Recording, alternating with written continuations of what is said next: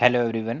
Today we will discuss 11th Advanced Paper 1 Chemistry Solutions which was held on 23rd of August 2020. So let us start with the very first question. जो paper में question first था chemistry का वो actual में था question number 43। तो 43 वाले का सॉल्यूशन देखते हैं। उसमें क्या बोला है कि the volume of 30% weight by weight, हमको 30% वेट बाय वेट HNO3 का सॉल्यूशन गिवन है और उसका डेंसिटी भी गिवन है कितना 3 ग्राम पर ml। और बोला है इसका कितना वॉल्यूम मुझे रिक्वायर्ड होगा, इसका कितना मुझे वॉल्यूम रिक्वायर्ड होगा जिससे मैं क्या 3 लीटर और 3 एम का HNO3 का सॉल्यूशन बना पाऊँ।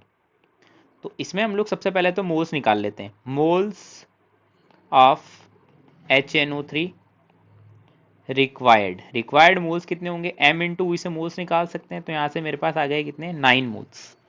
9 मोल्स चाहिए इस सॉल्यूशन के। 9 मोल्स का मतलब वेट निकाल लेते हैं। वेट कितना होगा 9 मोल्स का मतलब, तो वेट कैलकुलेट करूंगा तो आएगा 9 इंटू 63। तो यहाँ से वेट आ गया 567 ग्राम। 567 ग्राम क्या चाहिए मुझे HNO3। और जो सॉल्यूशन ये वाला है उसमें देखो 30% ही कौन है HNO3। तो लेट अस सपोज करें इसका x ग्राम है, उसका 30% कौन है HNO3 का वेट, और जो एक्चुअल में कितना है 567। तो यहाँ से अगर हम लोग x का वैल्यू कैलकुलेट करें तो x का वैल्यू आता है 1890 ग्राम। इस सॉल्यूशन का 1890 ग्राम चाहिए, तो उसमें 567 ग्राम कौन होगा HNO3। क्लियर। तो इसका वॉल्यूम कितना होगा, तो देखो डेंसिटी क्या होता है मास बाय वॉल्यूम। तो वॉल्यूम कितना होगा, वॉल्यूम होगा मास डिवाइडेड बाय डेंसिटी जो कि है 3। तो यहाँ से इसको सॉल्व करते हैं तो आंसर आता है 630 ml। तो मेरा आंसर कौन सा करेक्ट होगा, सी वाला आंसर मेरा करेक्ट होगा। चलिए नेक्स्ट क्वेश्चन पे चलते हैं। Question number 44। 44 में क्या बोला है, difference between the wave number of first line of Barmer series. तो सबसे पहले तो देखो first line of Barmer series क्या होता है। First line of Barmer series क्या होता है, बार्मर सीरीज की फर्स्ट लाइन होती है 3 से 2। 3 से 2 वाला ट्रांजिशन होता है first line of Barmer series होता है। और एक हमने दिया है क्या last line of पाश्चन series, last line of पाश्चन series. तो पाश्चन सीरीज की लास्ट लाइन की बात करें तो लास्ट लाइन क्या होती है पाश्चन सीरीज की, वो होती है इन्फिनिटी से, इन्फिनिटी से कहाँ आ जाना है, इन्फिनिटी से आ जाना है 3 पर। वो हमारी होती है लास्ट लाइन ऑफ पाश्चन सीरीज।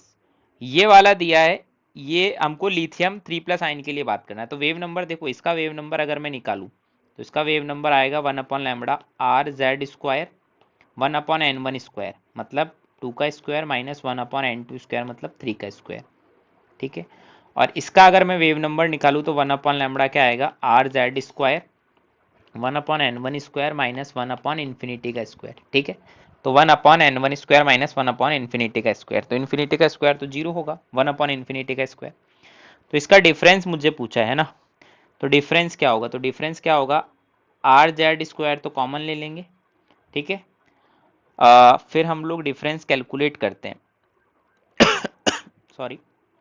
तो 1/2 का स्क्वायर माइनस 1/3 का स्क्वायर, और इसमें से किसको माइनस करना है -1/3 का स्क्वायर प्लस 1/∞ का स्क्वायर, माइनस माइनस प्लस हो जाएगा। तो देखो यहाँ से हम लोग देखें तो अगर हम लोग यहाँ से देखें तो यहाँ से ये तो जीरो हो गया। ठीक है। ये चीज़ हो गई मेरी जीरो। तो इसको बाकी चीज़ को सॉल्व कर लेते हैं। आर जेड का स्क्वायर मतलब 3 का स्क्वायर 1/4 माइनस 1/9 माइनस 1/9। अगर हम लोग इसको कैलकुलेट करते हैं तो हमारे पास जो डिफरेंस आता है वो आएगा R/4। ठीक है। तो हमारा आंसर क्या हो जाएगा, आंसर हो जाएगा मेरा D. So let us move with the next question, question number 45। उसमें क्या बोला है,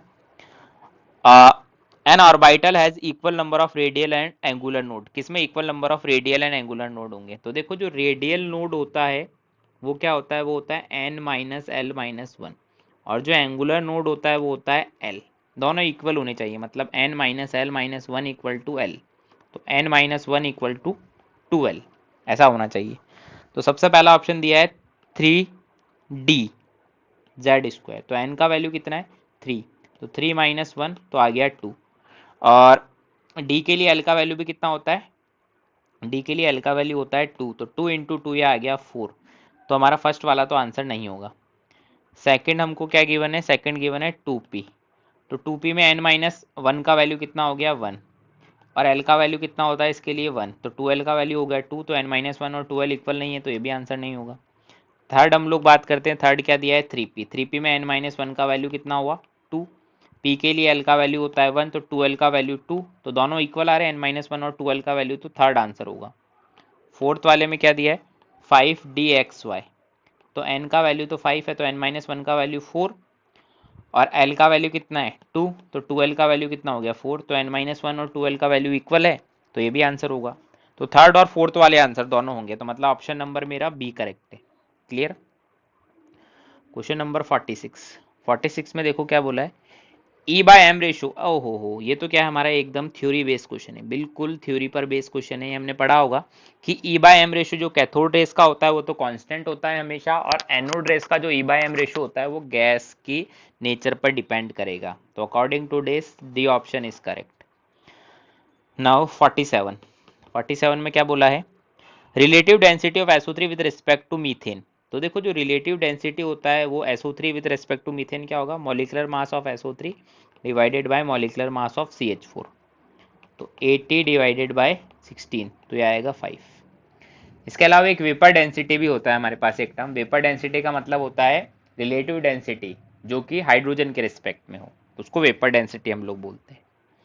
नाउ नेक्स्ट सेक्शन 2 है हमारा वन और मोर देन वन करेक्ट, उसमें 48 नंबर वाला क्वेश्चन क्या बोला है, सेम नंबर ऑफ एटम्स किस पेयर में है।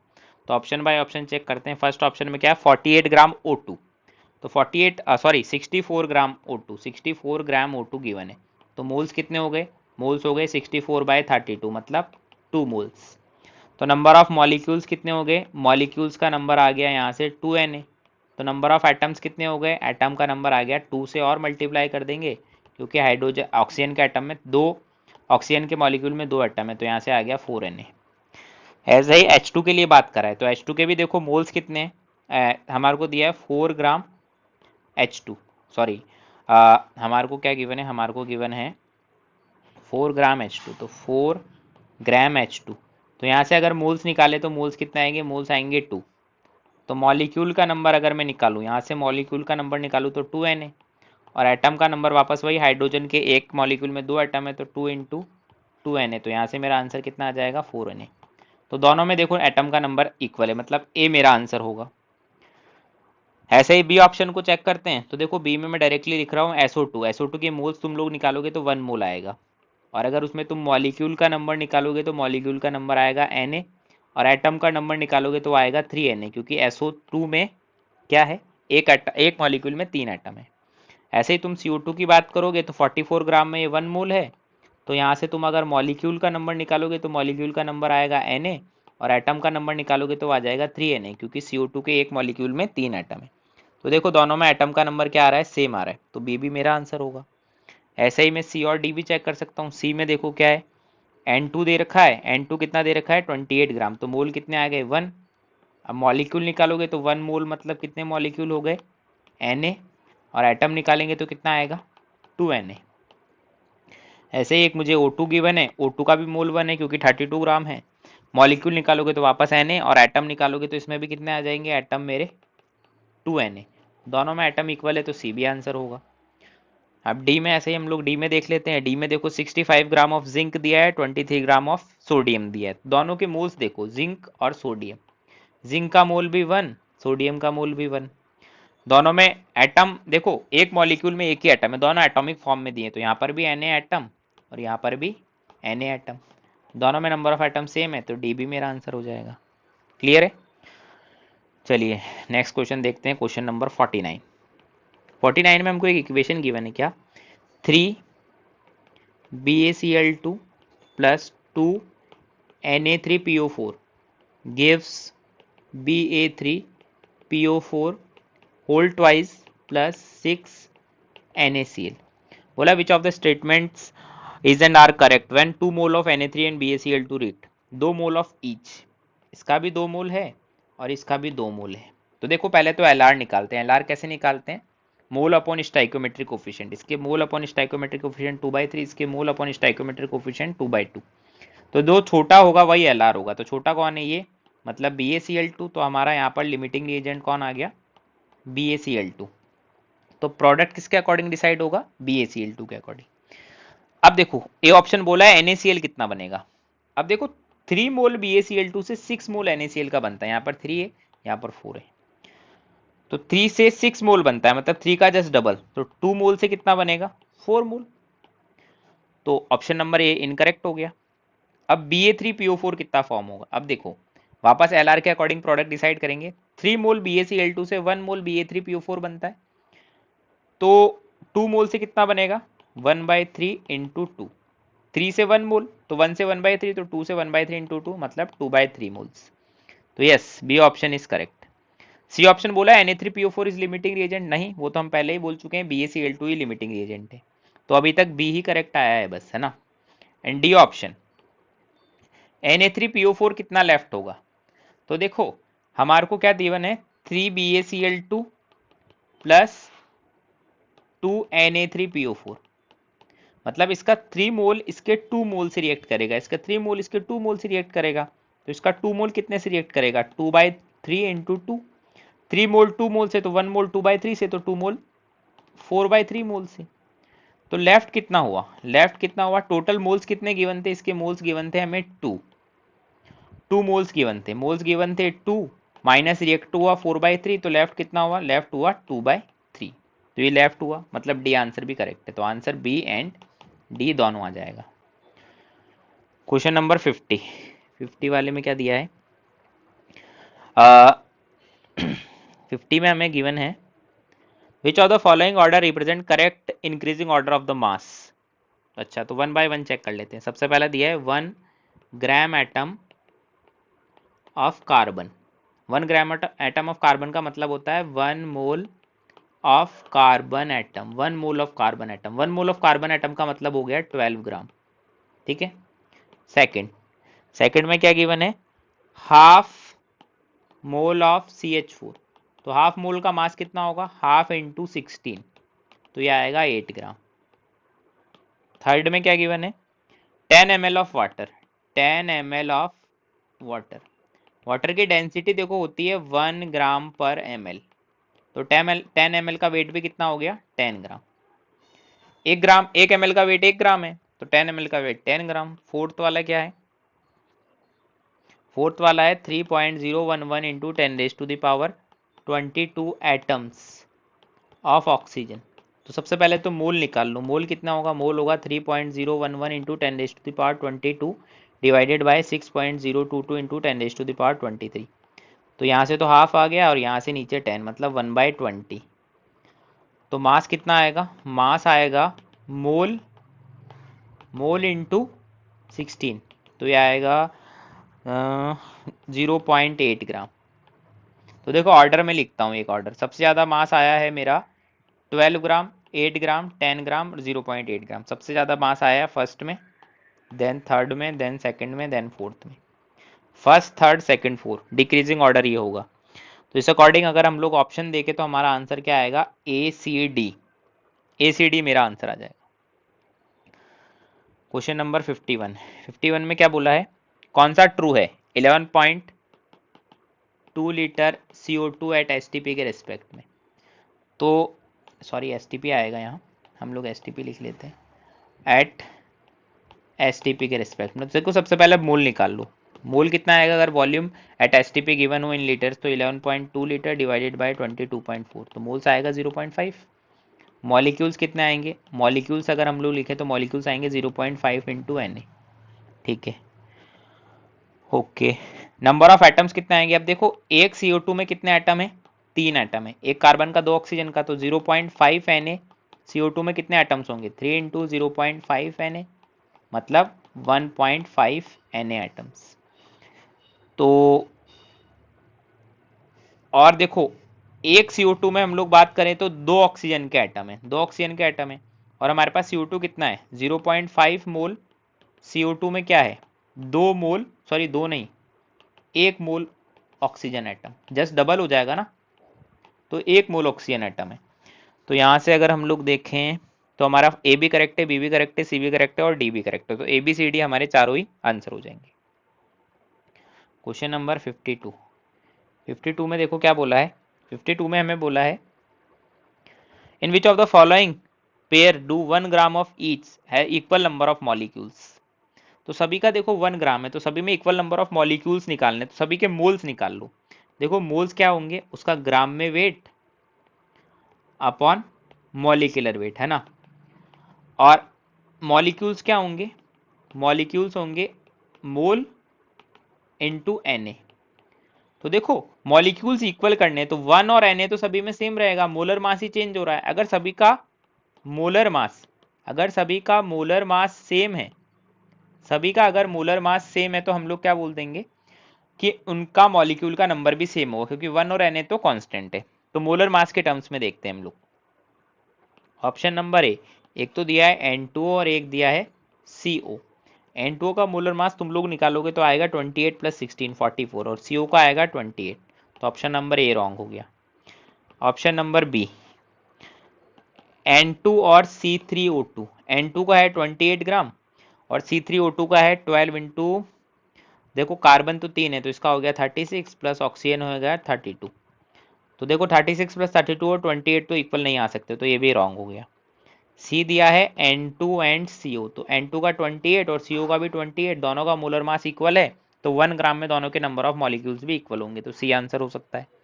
डी दिया है हमको क्या, N2O एंड CO2, तो N2O का मास हमने निकाला था 44 अभी और CO2 का भी 44 ही आता है, तो मोलर मास सेम है, तो 1 ग्राम में दोनों के नंबर ऑफ, दोनों के इक्वल नंबर ऑफ मॉलिक्यूल्स होंगे, तो डी भी मेरा करेक्ट होगा। तो डी एंड सी मेरा आंसर आ गया।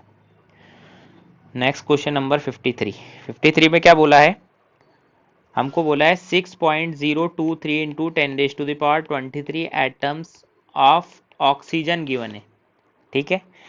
तो इसका मतलब कितना हुआ, इतने एटम्स का मतलब कितना है, 1 मोल एटम, या फिर मैं ऐसा बोल सकता हूँ Na एटम, या फिर मैं ऐसा बोल सकता हूँ 8 ग्राम ऑफ ऑक्सीजन, ये सारी चीजें मैं बोल सकता हूँ, ठीक है। अब इसमें देखो आंसर क्या क्या होने वाले हैं। ए ऑप्शन करेक्ट है 1 मोल एटम, बी ऑप्शन है 1.5 Na एटम्स रॉन्ग है, 0.5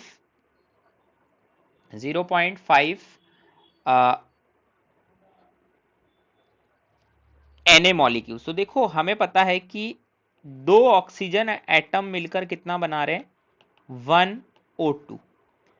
तो Na ऑक्सीजन एटम मिलकर कितना बनाएंगे, Na/2O2, तो मतलब 0.5 Na मॉलिक्यूल आ गया, यस। तो बी सी भी मेरा करेक्ट हो गया एंड डी मेरा रॉन्ग हो गया। 2 मोल ऑफ ऑक्सीजन एटम नहीं है, तो 1 मोल ऑफ ऑक्सीजन एटम है, तो आंसर क्या होगा, ए एंड सी। चलिए नेक्स्ट क्वेश्चन पे चलते हैं, क्वेश्चन नंबर 54। 54 में क्या बोला है, 3Z square orbital can be found, electrons present in 3D square. तो देखो इसमें हम लोग 3D स्क्वायर बनाए तो कैसा बनेगा, मैं बना के बताता हूँ।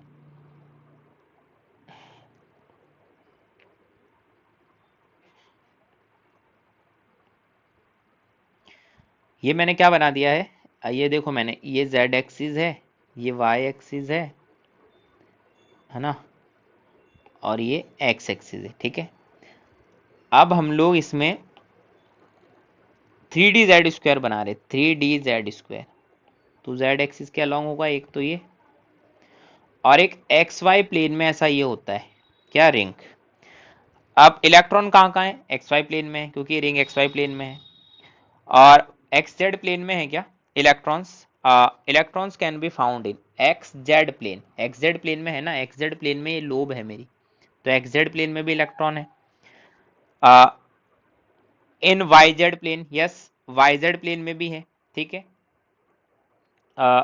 अलोंग Z एक्सिस, यस वहां पर भी है। तो इलेक्ट्रॉन हर हर एक्सिस, हर प्लेन में मिलेंगे, XY में भी है, YZ में भी है और XZ में भी है, ठीक है। तो हम लोग क्या बोलेंगे, हमारा आंसर आ जाएगा ABCD, Z एक्सिस के अलोंग भी मेरा इलेक्ट्रॉन से। क्लियर। चलिए question number 55। Correct statement, oxidation state ये सब बताना है, करेक्ट स्टेटमेंट चूज करने। फर्स्ट है Cr2O3 में क्रोमियम का ऑक्सीडेशन स्टेट कितना होगा। तो क्रोमियम का x माने तो 2x plus 3 minus 2 is equal to 0। तो यहाँ से x की वैल्यू कैलकुलेट करोगे तो आएगा +3। तो फर्स्ट वाला करेक्ट है। बी ऑप्शन क्या है, sum of oxidation number of all sulphur in Na2S4O6। Na2S4O6 तो सम क्या होगा, सम एक्चुअल में एवरेज ऑक्सीडेशन नंबर की बात कर रहा है। तो एवरेज ऑक्सीडेशन नंबर अगर यहाँ से निकाले सल्फर का, तो सोडियम का +2, 2 सोडियम है इसलिए, प्लस 4x और 6 ऑक्सीजन का -12 इज इक्वल टू 0। तो यहाँ से आएगा x की वैल्यू 2.5। तो वो 0 तो नहीं है, तो मतलब बी ऑप्शन रॉन्ग हो जाएगा, ए तो सही है। सी ऑप्शन H4P2O7 है ना, इसमें सम कितना बोला है, sum of oxidation state of all phosphorus, मतलब उसका एक्चुअल में हमें क्या निकालना है, एवरेज ही होता है सम। तो प्लस में 4, चार हाइड्रोजन का, plus 2x minus 14 is equal to 0। तो यहाँ से हम लोग देखेंगे तो x का वैल्यू कितना आ रहा है, x का वैल्यू आएगा +5, मतलब एक फास्फोरस का +5 है, तो 2 फास्फोरस का कितना होगा, +5 और +5 मतलब +10। एवरेज +5 है तो सम कितना हो गया, +10। तो सी मेरा करेक्ट है। डी I2O5 है, I2O5 में एवरेज पूछा है, तो देखो 2x minus 5 into 2 is equal to 0। तो x की वैल्यू कितनी आ गई, +5। तो ये भी करेक्ट है, मतलब डी भी करेक्ट है। 56 वाला देखो क्या है, 56 एक्चुअल में थ्योरी बेस्ड क्वेश्चन है। थ्योरी बेस्ड क्वेश्चन है किस पर, फोटो इलेक्ट्रिक इफेक्ट के ऊपर मेरा क्वेश्चन है। Photo electric effect theory based question है, फोटो इलेक्ट्रिक इफेक्ट के ऊपर। इसमें क्या बोला है, इनकरेक्ट पूछा है। तो फर्स्ट ए स्टेटमेंट पढ़ते हैं हम लोग। The number of photo electron ejected from metal surface depend on the frequency. नहीं, फ्रीक्वेंसी पर डिपेंड नहीं करता कभी भी, वो डिपेंड करता है हमारी लाइट की इंटेंसिटी पर। लाइट कितनी ब्राइट है, लाइट की इंटेंसिटी कितनी ज्यादा है, क्योंकि 1-to-1 रिएक्शन होता है, एक इलेक्ट्रॉन एक फोटोन के स्ट्राइक करने पर इजेक्ट होता है। तो ए वाला स्टेटमेंट इनकरेक्ट है, तो एक्चुअल में इनकरेक्ट ही पूछा है, तो मतलब ए मेरा आंसर हो सकता है। B, if a light of frequency nu falls on metal surface having work function h nu naught, then photoelectric effect will take place only nu is less than and equal to nu naught। नहीं, अगर इससे वो ज्यादा होगी तभी हमारे को मिलेगा, ज्यादा या इक्वल होगी तभी फोटो इलेक्ट्रिक इफेक्ट मिलेगा। अगर हमारी लाइट की इंसिडेंट लाइट की फ्रीक्वेंसी थ्रेशोल्ड फ्रीक्वेंसी से कम है तो कभी भी हमें फोटो इलेक्ट्रिक इफेक्ट नहीं मिलेगा। तो बी भी रॉन्ग है, मतलब ये मेरा आंसर हो जाएगा। C, the number of photo electron ejected depend on the intensity. Yes, ये तो होता ही है, मैंने अभी थोड़ी देर पहले ही बताया था। डी ऑप्शन बोला है, तो सी मेरा ट्रू है। सी मेरा ट्रू है, मतलब वो आंसर नहीं होगा। डी क्या बोला है, डी बोला है the kinetic energy of photo electron depend on the frequency. Yes, ये तुमने पढ़ा होगा फोटो इलेक्ट्रिक इफेक्ट में, काइनेटिक एनर्जी फ्रीक्वेंसी पर डिपेंड करता है, क्योंकि जो काइनेटिक एनर्जी होती है एक्चुअल में होती यही है, H new minus H new not. तो फ्रीक्वेंसी पे तो डिपेंड कर ही रही है काइनेटिक एनर्जी। तो डी भी मेरा क्या है, डी भी मेरा ट्रू है, तो आंसर हो जाएगा A and B. Next question number 57। 57 में देखो क्या बोला है, 57 में बोला है हमारे को 100 ml का मिक्सचर दिया है, 100 ml का मिक्सचर दिया है किसका, 0.3 m CaCl2 का, एंड साथ में मिक्सचर दिया है एक 400 ml का ऑफ किसका, 0.1 m HCl का। तो मैं पूछा है कि सब कुछ क्या क्या होने वाला है। तो देखो हम लोग सबसे पहले कैटायंस के बारे में पूछा है, टोटल कंसंट्रेशन Cl- के बारे में पूछा है, Ca2+ का मिक्सचर पूछा है ना। तो यहां से देखो सबसे पहले हम लोग बात करते हैं कैल्शियम 2+ का, मोल्स कितना है, मोल्स है, मिलीमोल्स है यहाँ पर 0.3 इंटू 100, मतलब 30 मिलीमोल्स। Cl- का मिलीमोल्स निकालेंगे तो आएगा 2 इंटू 0.3 इंटू 100। 2 से क्यों मल्टीप्लाई किया, क्योंकि दो Cl- है इसलिए। अब HCl में बात करें हम लोग तो H+ का मिलीमोल्स कितना आएगा, H+ का मिलीमोल्स आएगा 40 और Cl- का मिलीमोल्स भी कितना आएगा 40। ठीक है, अब टोटल कैटायंस का मिलीमोल देखो सम कर लो, टोटल कैटायन के मिलीमोल्स को सम कर लो तो कितना आएगा 30 + 40 तो 70। ठीक है, अब कंसेंट्रेशन निकालनी है किसकी, कैटायन की, सॉरी। तो millimoles total divided by total volume, volume कितना है 100 + दिस, तो ये 500 ml। तो यहाँ से इसको सॉल्व करोगे तो ये 0.14 आ जाएगा। ठीक है, तो आंसर ए मेरा करेक्ट हो जाएगा। अब हम लोग निकालते हैं Cl माइनस की कॉन्सेंट्रेशन। तो Cl माइनस के मिलीमोल्स कितने थे 60 डिवाइडेड बाय टोटल वॉल्यूम कितना है 500। तो यहाँ से इसको निकालोगे तो आएगा कितना, Cl माइनस का पूछा है ना, Cl माइनस यहाँ पर 60 था और यहाँ पर भी तो था, तो प्लस 40 भी करना पड़ेगा। तो रुको इसको मैं मिटा देता हूँ। टोटल अगर हम लोग देखें तो 60 प्लस 40 है total millimoles divided by this, तो यहाँ से आएगा मेरा 0.2 m। अब पूछा है moles of Ca2 plus, moles कितना है 30 मिलीमोल्स है, 30 मिलीमोल से Ca2 प्लस का जो मोल्स है वो कितना है, वो है हमारा 30 मिलीमोल्स। 30 मिलीमोल्स का मतलब कितना है 0.03 मोल्स। तो ऑप्शन नंबर सी भी मेरा करेक्ट हो जाएगा। तो ए बी सी तीनों ही मेरे आंसर है। नेक्स्ट वाला हमारा देखो 58, 59 एंड 60 क्वेश्चन है, पैराग्राफ बेस्ड क्वेश्चन है, इस पर 3 है हमारे पास है ना। तो हम लोग देखो इस तरह के क्वेश्चन को कैसे सॉल्व करेंगे। तो सबसे पहले 58 को देख लो। तो हम लोग देखो मैं डायरेक्टली बता देता हूं तुम्हें, कॉलम 1 में फर्स्ट को सॉल्व करते हैं। फर्स्ट है मेरा n इक्वल टू 6 से n इक्वल टू 3, तो कितनी स्पेक्ट्रल लाइंस बनेगी है ना। तो n इक्वल टू 6 से n इक्वल टू 3 में कितनी स्पेक्ट्रल लाइन बनेगी। तो स्पेक्ट्रल लाइन देखो हम लोग इसको देखें तो स्पेक्ट्रल लाइन का जो फॉर्मूला होता है वो होता है n2 minus n1 n2 minus n1 plus 1 bye 2। तो स्पेक्ट्रल लाइन कितनी बनी 3 इंटू 4 बाय 2, तो कितनी बनी 6 स्पेक्ट्रल लाइन बनेगी।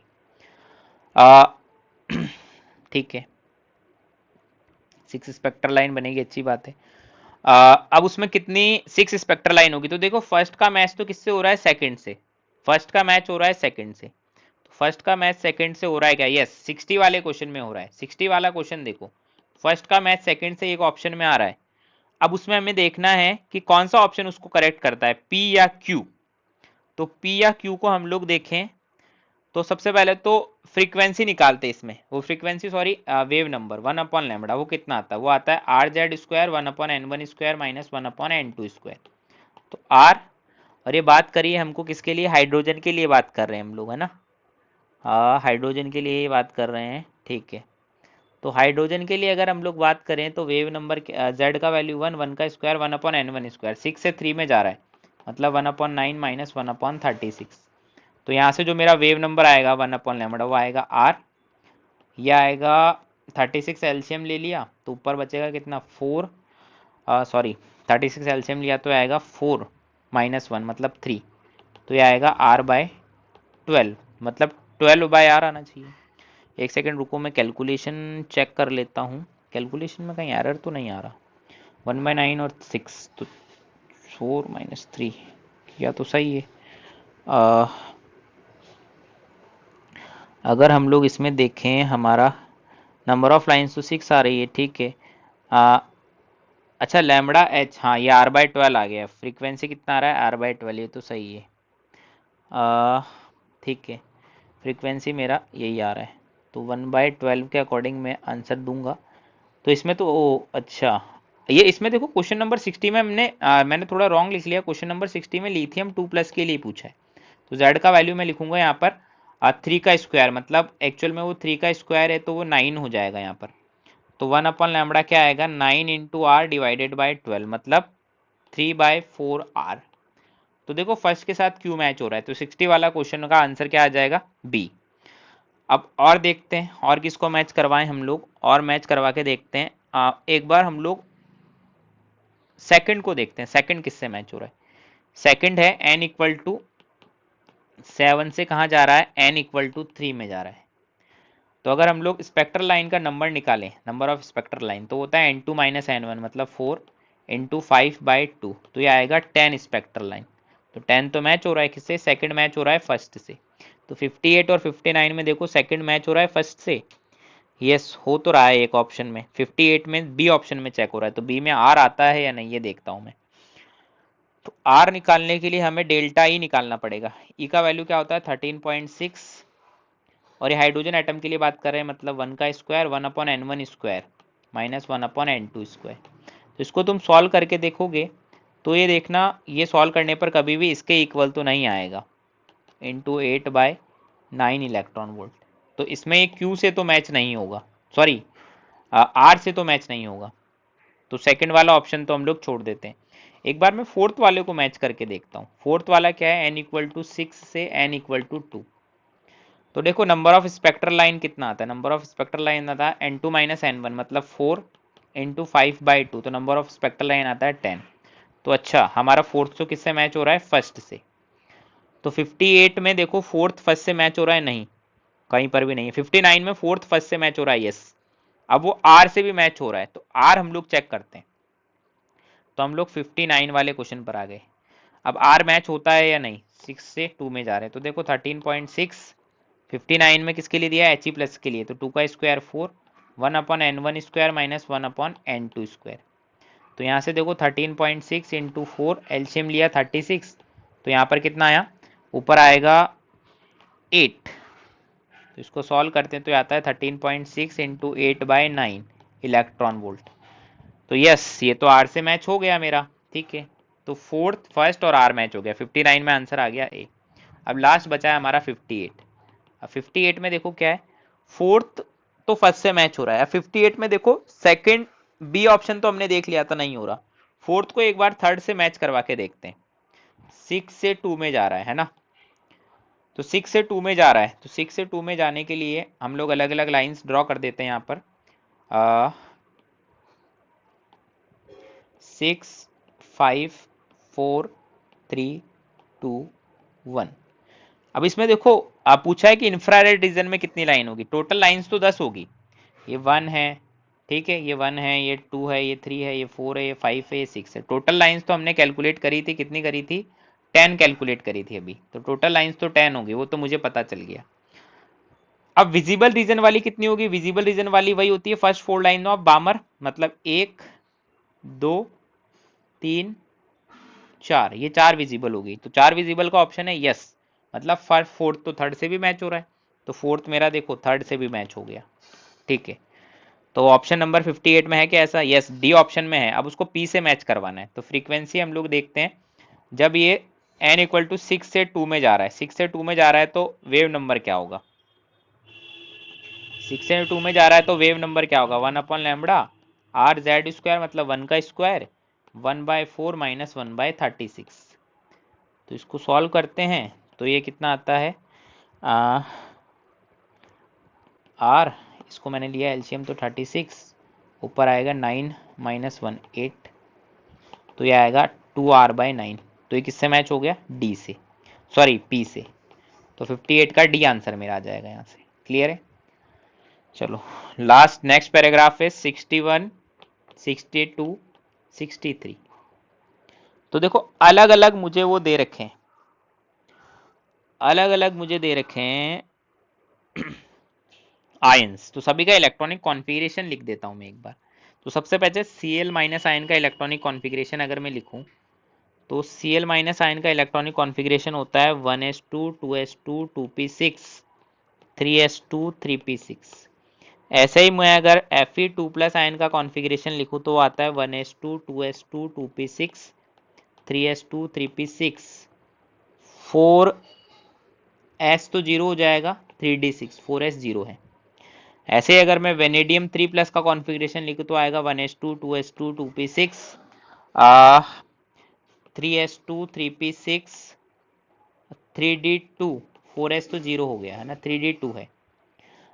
mn2 प्लस का कॉन्फ़िगरेशन लिखे तो आएगा 1s2 2s2 2p6 3s2 3p6 3d5 4s zero, ठीक है।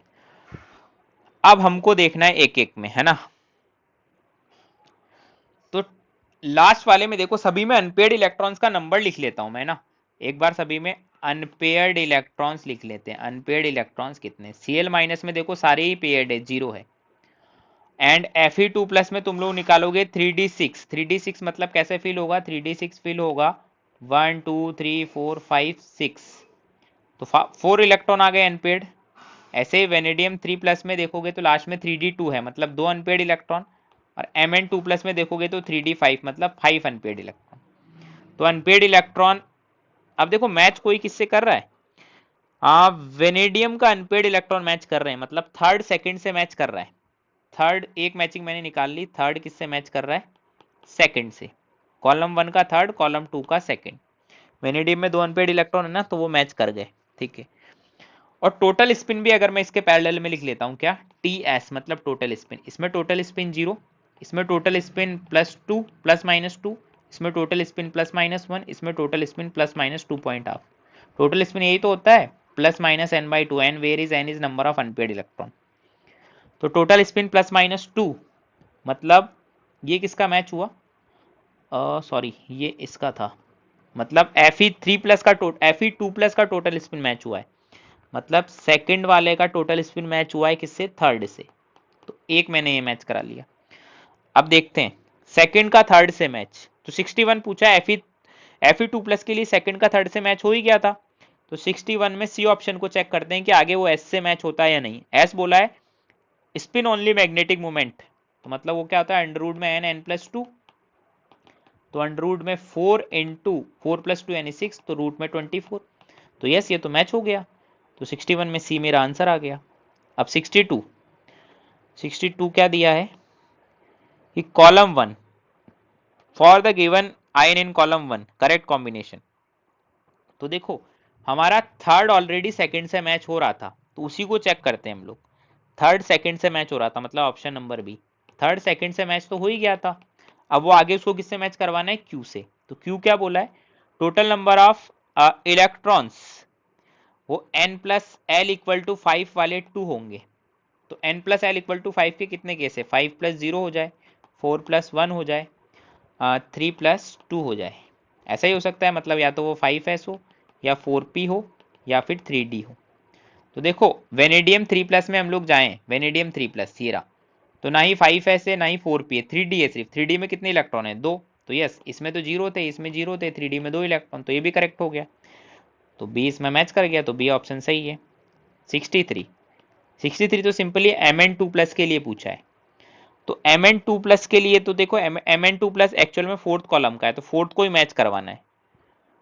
हाँ फोर्थ में देखो उसमें टोटल अनपेड इलेक्ट्रॉन्स 2 तो आए नहीं थे, और ना ही टोटल स्पिन +-2 आया था, तो वो फर्स्ट और थर्ड से तो मैच हो नहीं रहा। अब उसमें हमने पूछा है n+l का वैल्यू हमें शायद पूछा है, तो l=2 हो। फोर्थ को एक बार मैं किससे मैच करवा रहा हूं, सेकंड से, तो l=2 हो तो इलेक्ट्रॉन 6 होंगे, तो l=2 का मतलब कौन होता है, 0 1 2 मतलब d। अब इसमें d में कितने इलेक्ट्रॉन है, d में इलेक्ट्रॉन है 5, और डी में इलेक्ट्रॉन उधर दिए हैं 6, तो फोर्थ का सेकंड से तो मैच हो नहीं रहा। अब लास्ट ऑप्शन बचा है फोर्थ का मैच सिर्फ फोर्थ से हो जाए, क्योंकि हमने पहले ही देख लिया था फोर्थ का फर्स्ट से भी मैच नहीं हो रहा था, और फोर्थ का थर्ड से भी मैच नहीं हुआ, तो फोर्थ का फोर्थ से मैच करवाना है, मतलब n+l=5। तो वापस वही ये क्या हो सकता है, 5+0 या 4+1 या 3+2, तो 5s 4p या फिर 3d। तो 5s उसमें है नहीं, 4p उसमें है नहीं, और 3d में उसमें 5 इलेक्ट्रॉन थे, तो ये भी मैच हो गया।